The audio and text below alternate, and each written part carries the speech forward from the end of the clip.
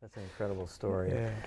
Your mother, it was an important lesson, I guess. Yes. Did you take something from that, I suppose? Absolutely. That was very common. My parents, like many other migrant workers, have wonderful oral stories to tell. Right. And this oral, what you call oral literature, it has very important lessons of life that one learns from. Yeah, I mean the story that's a common story about the aunt and the. Yes, it's a common story, but with variations. Okay. Because it's oral tradition. Right. Whoever tells a story makes changes or adjustments to that will be appropriate to the situation. I see. Yeah. Yeah. That was a heartbreak when I read that. I thought, oh boy, that's 1865. That's an important. But it goes back to what you were saying about education. It's something that you'll have forever. That's right. And That's right. And this is the case. Well, you have your sister. That's right. There's So later on, I mentioned in this part that I read the notepad, and this is one of the things that I prized as well. I had a little notepad that I carried with me, and every day I would add an English word and a definition to improve my language, my vocabulary in English. And so, in one of the places we lived in, the place burned down, and I lost my little notepad. Right. And so I cried and cried, and I told my mom, I lost my notepad. And being a wise woman, she says, yes, I understand that, but you should be happy or pleased that all of us are safe and none of us are hurt. I said, yeah, but I lost my notepad and I lost my pennies and I lost, my. And so on and so forth, and she says, well, do you know what was in your notepad? And I thought about it, and I said, yes, because I remember everything that I had written in it, because I memorized it, right? And she says, well, then not everything is lost. Right. And that was the lesson that I learned, that she was absolutely right, that whatever I learned on my own, in whatever I learned in school, that was mine to have and to hold. Right, exactly. Yeah. It's up here. Yeah, it's right. And it's in here. It's in here, exactly. You never lose it. That's a beautiful story, beautiful lesson. What inspired you to write these stories, and when did you start writing them? I started writing them when I was in graduate school.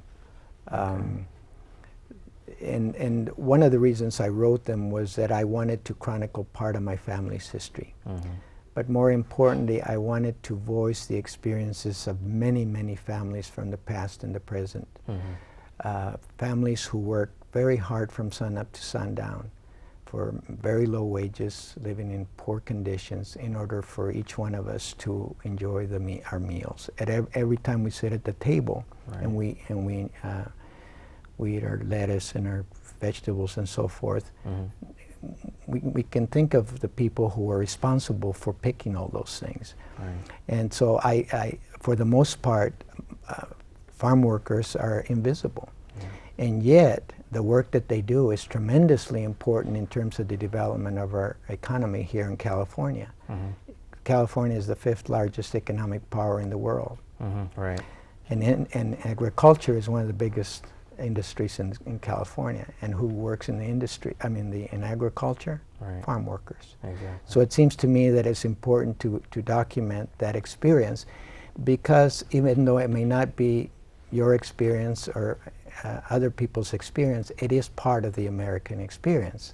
It is part of American history. Exactly. So it seems to me that if we are to understand who we are as a nation, that we should learn about the various experiences and contributions that every different ethnic group that makes up our diverse society has made to our country. Yeah.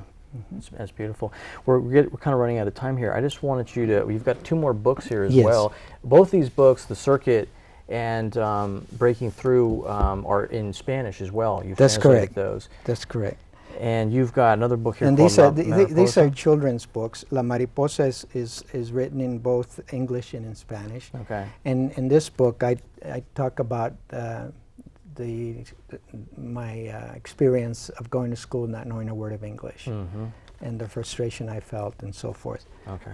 And I did this because many children who enter our school system are limited English speakers. Honest, okay. And this one, the Christmas gift, is bilingual in English and in Spanish. Okay. And I talk about a personal experience where I learned the value of Christmas. That the value of Christmas is not what we receive and how expensive gifts, or the gifts that we receive, but the love that we have for each other and from our parents. That's a beautiful. So that's it's a beautiful note to end up on, and I want to thank you, Francisco, for coming in on the show. My pleasure. It's been great to have you here. It's my pleasure to be here. Thank you so much. You're quite welcome. And I want to thank you for watching. Thanks to my crew here, and we will see you again. Thanks.